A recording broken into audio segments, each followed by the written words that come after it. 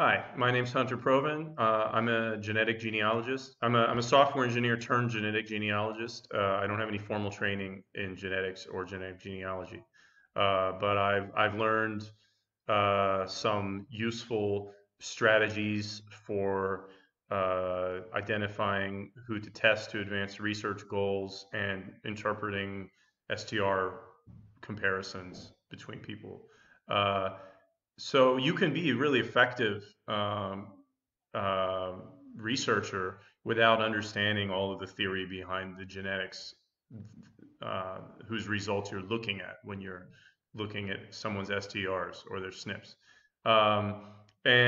This is the first tutorial I'm making, and it's going to focus on STRs and SNPs and just very basics about them to help you be effective in understanding who your relatives are, or building the basis for becoming a haplogroup researcher and helping other people understand their results and driving research where you want it to go.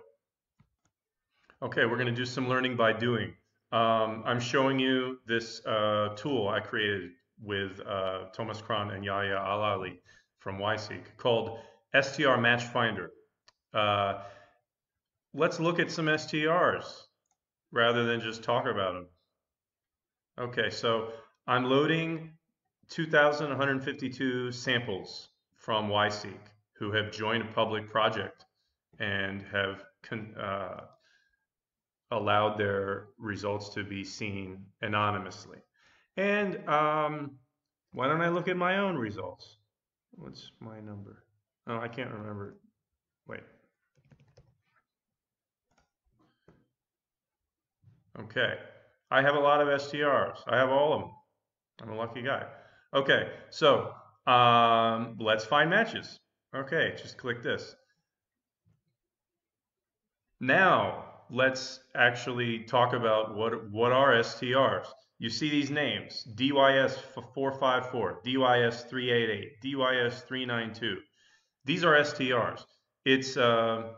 These are locations. These are names of locations on the Y chromosome where it has been discovered that men have repeating sections of chemicals in their DNA. They have repeating sections. At the STR called DYS 454, the first one here, I have an 11. I have 11 repeats of some sequence. It repeats 11 times, so I have an 11. What's important? What do you need to know? You just need to know what is the number that you have. And it's important because it's only important in relation to somebody else. Compare your numbers to somebody else, and if you have the same numbers, then they're more likely to be closely related to you than somebody who has much different numbers. One way you can compare these numbers that you have, think of it as like a signature. One way you can compare your signature to someone else is just tally up how many differences are there. How many of these STRs do you have the exact same number, and how many of them do you not have the same number? I'm using for this tool, I'm showing the absolute genetic distance. Genetic distance means when you compare the STRs, how many are different. This is known as genetic distance. And then there's some nuances in how different people calculate it, because for a palindrome, it's a little bit confusing. You have four numbers. DYS 464 here, in this light shade of cream or something. It's got four numbers. Most people have four integers here. How do you compare when I'm different on two of those with somebody? This is a real technical thing. We're not going to go into that. Very simply, you just need to know if somebody's STRs are more similar to yours. They are generally more likely to be more closely related to you than somebody who has bigger differences in the STRs. One caveat to that: this is only really valid for people related within the last hundreds to thousand or 2,000 or so years, depending on how many STRs you're looking at. Once you are so distantly related to someone, over 1 or 2,000 years distantly related, these STRs are highly variable. They accumulate. A mutation will accumulate on top of one another. Like my ancestor from 1,000 years ago, maybe he didn't have an 11 in this first number. Maybe he had a 9, and then maybe a couple hundred years later, one of his sons changed from a 9 to a 10, and then maybe I changed from a 10 to an 11. You don't really know unless you look at the STRs of a lot of different people. Then you start to get an idea of, oh, what did our common ancestor have? But anyway, when you go far back, when you go really far back, these mutations write over themselves, and you don't really know. It's not indicative anymore. It's not a reliable measure of relative relationship between somebody when you're very distantly related. So let's look at my matches. It's another important thing to understand. When you're looking at the STRs in STR Match Finder, they are ordered from left to right by their mutation rate. It's extremely important that you understand STRs have different mutation rates. So if you have 3 differences from somebody, let's say I have 3 differences from with 2 different people, and one of these guys, my differences, for example, this guy here, the second guy,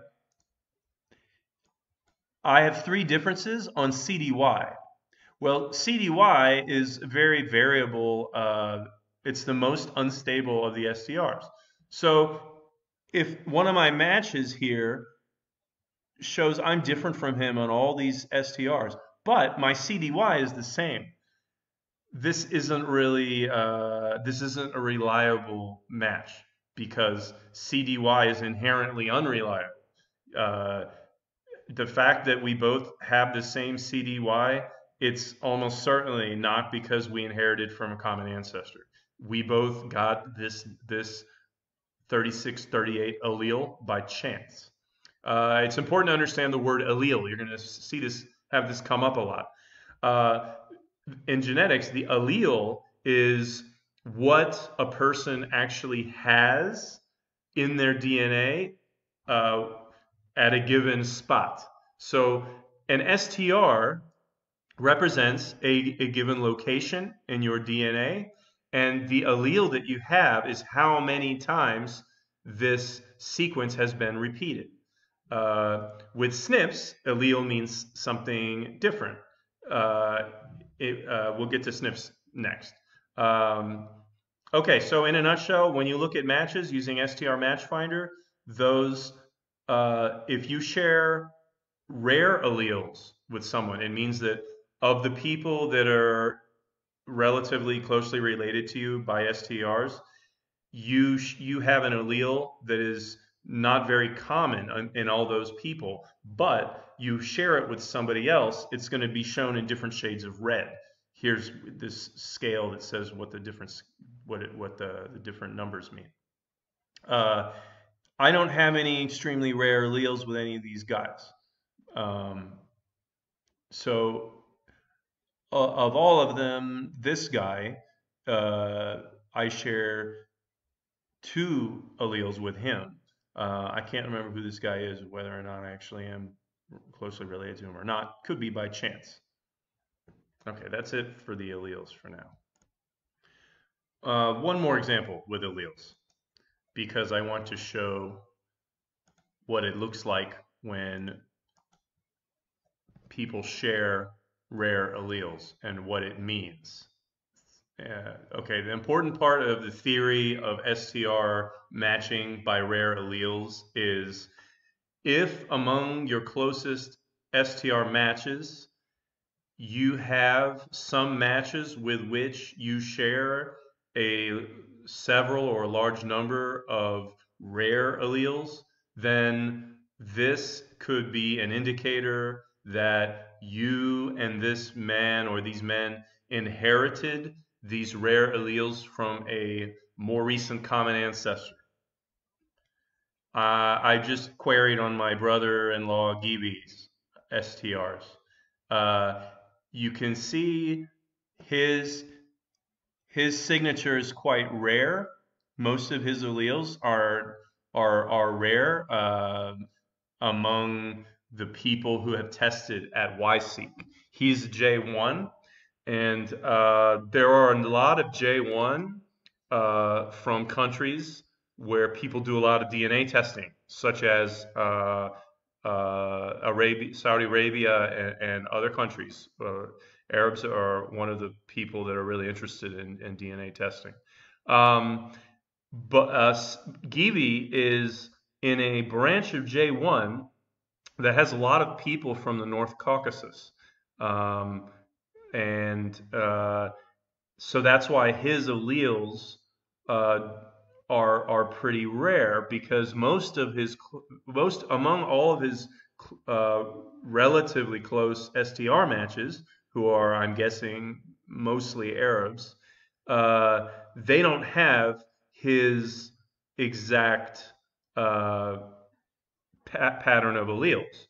But one guy does, and he's an exact match at at 12. Oh, I meant to look at alpha. Let's look at alpha. Okay. You can, so what I was looking at before, I set it to 12. If you set this to 12, you compare the 12 markers that Family Tree DNA tests, and it's 12.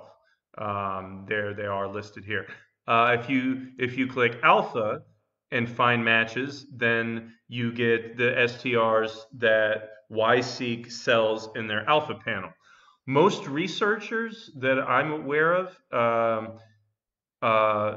will buy an alpha panel, and then from the result of the STRs from the alpha panel, they have a prediction of this person's probably J1 or they're J2. Maybe they have a prediction for a specific lineage within the haplogroup, but maybe not, because it's not too many STRs.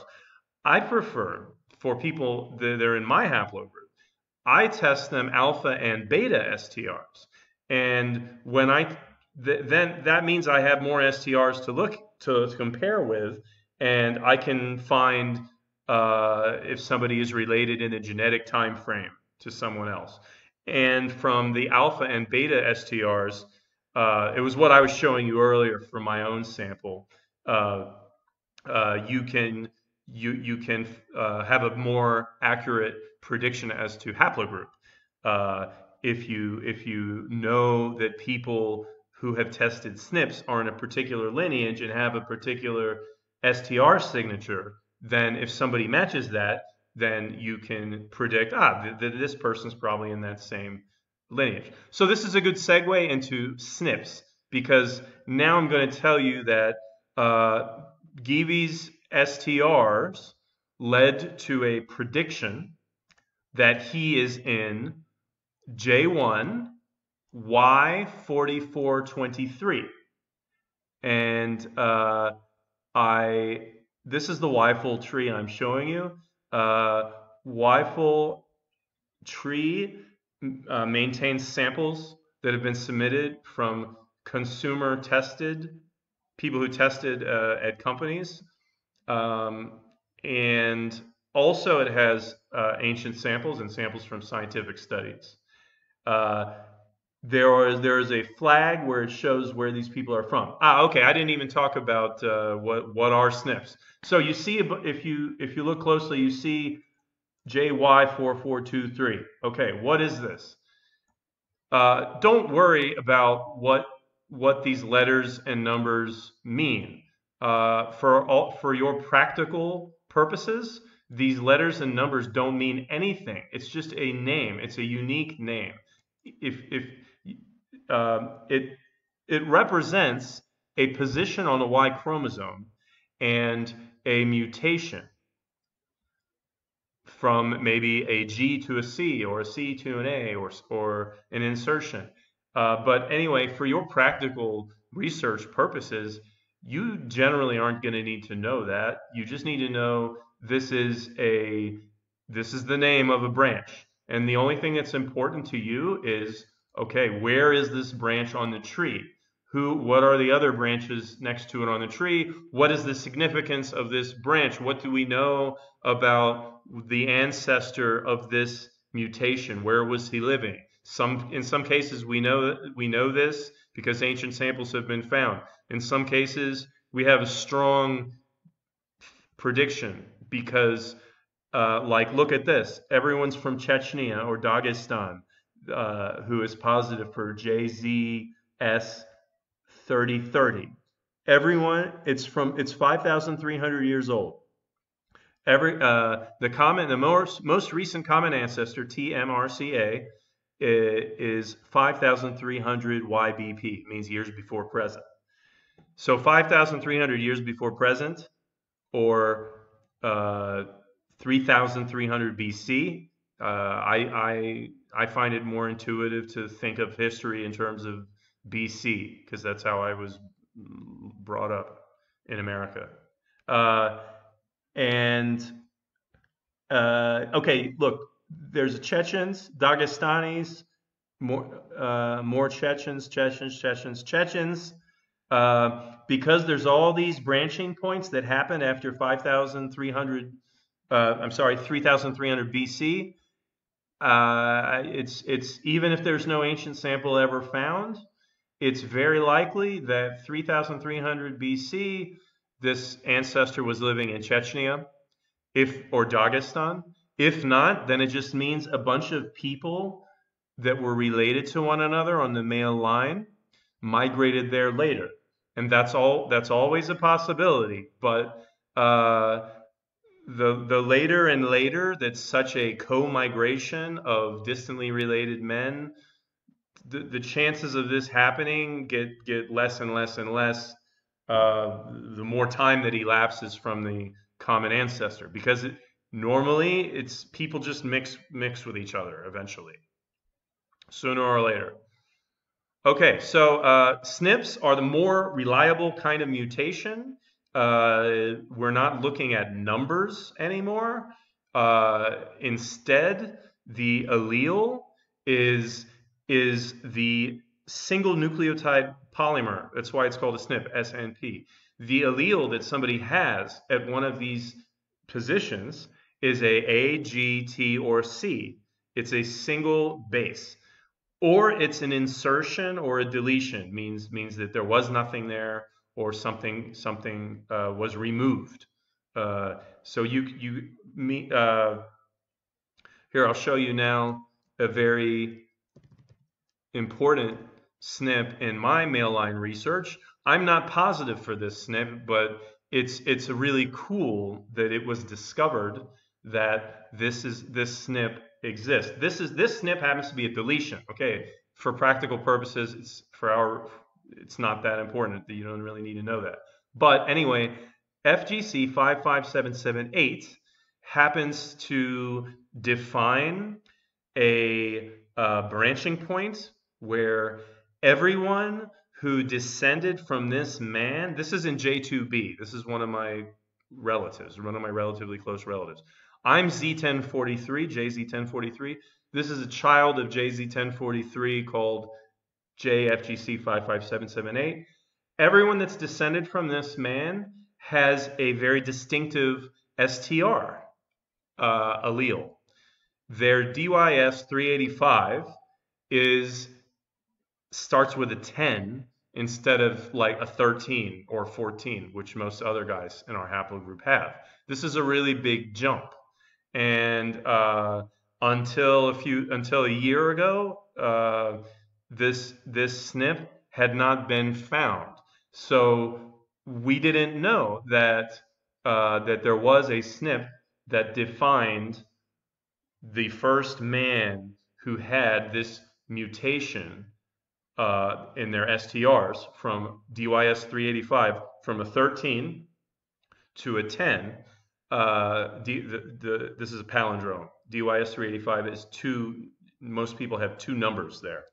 The smaller of the two numbers for most people in my haplogroup is a 13 or a 10.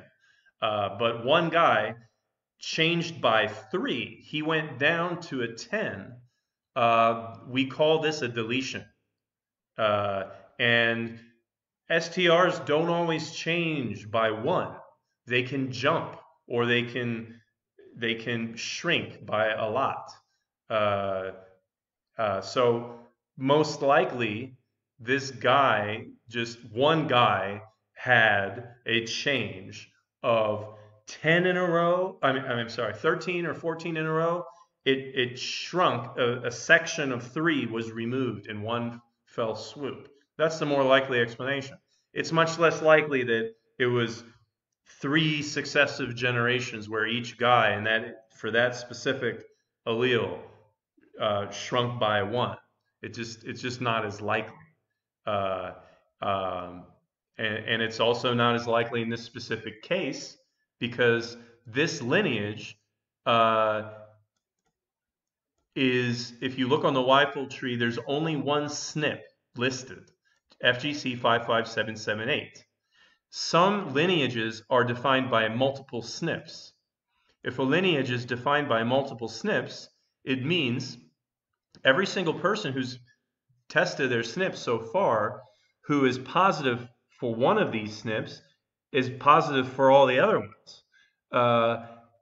When this means that we don't know the order in which these SNPs were inherited, but it was a sequence of men where the first man, maybe the first man in this line had one of the SNPs, and then one generation later, his son had a different SNP. Okay, not to give too much detail, but it doesn't happen like clockwork. The mutating of SNPs does not happen like clockwork. Every generation doesn't get its own new SNP somewhere. It's random. I think some of the estimates range from 85 to 110 years on average per SNP. I'm not sure what that is. I leave that to people like the YSEQ is the only tree I know of that makes an estimate of how many years ago the common ancestor of each branch lived.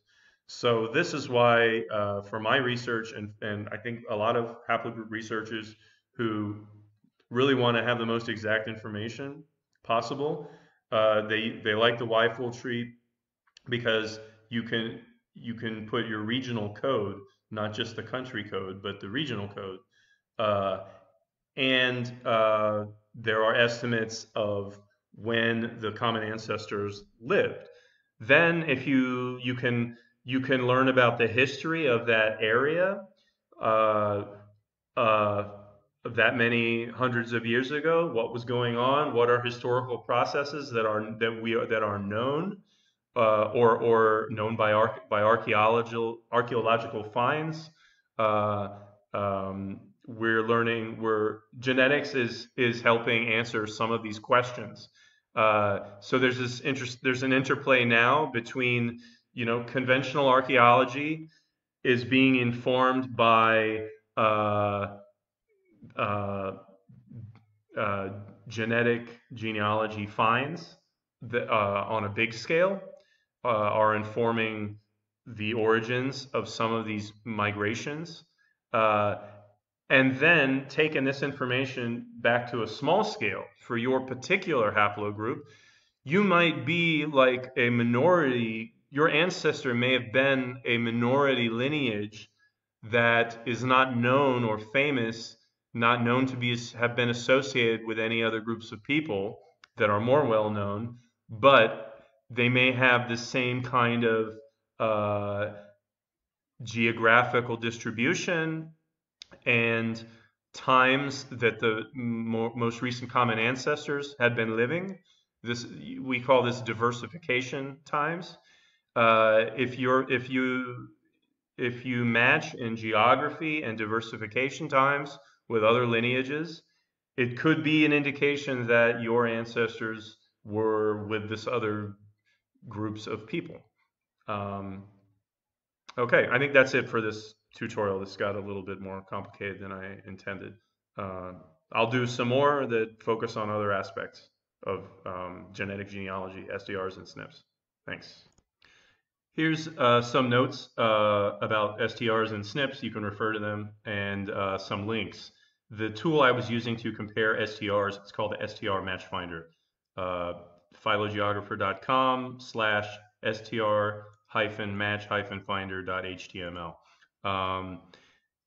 The YFull Y tree, the tree is at yfull.com/tree. If you go there, it looks like this. You can click on the branch that you're interested in.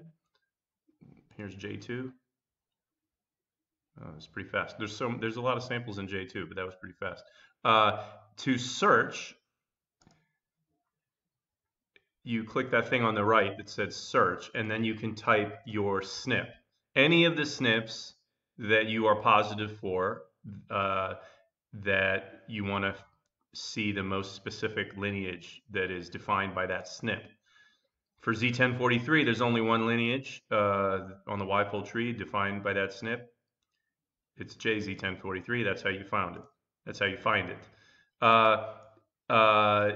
If you have done a whole genome sequence test or a big Y test, and you want the YFull analysis, that means you want to add your sample to the YFull tree. The URL for that is yfull.com/order. And when you go there, it looks like this. And you can, if you did a WGS test, and then you send them BAM, you select the company that you tested with. If you're a big Y customer, you can either have your VCF analyzed or the BAM file. Family Tree DNA charges $100 for the BAM file, so some people don't opt to have that analyzed anymore. The VCF, it contains the interpretation of what was negative and positive in your Y chromosome, and that's enough to place you on the tree and to for YFull to make estimate of when your most recent common ancestor lived and which men are your closest relatives. If you, and here's the link for YSEQ, YSEQ.net. If you go to their webpage, this is what it looks like. You can get the STR panels here from STR panels. Like I was saying, I do alpha beta for people that, like if somebody did a 23andMe and they already know that they're my haplogroup, Z631 or just JL283, I recommend them to do alpha beta STR panel because that's more STRs. If you know how to look at the STRs, it's really powerful information in there. Some researchers don't really care about STRs, but I think they're missing out on some information. Like, okay, I don't want to get off base.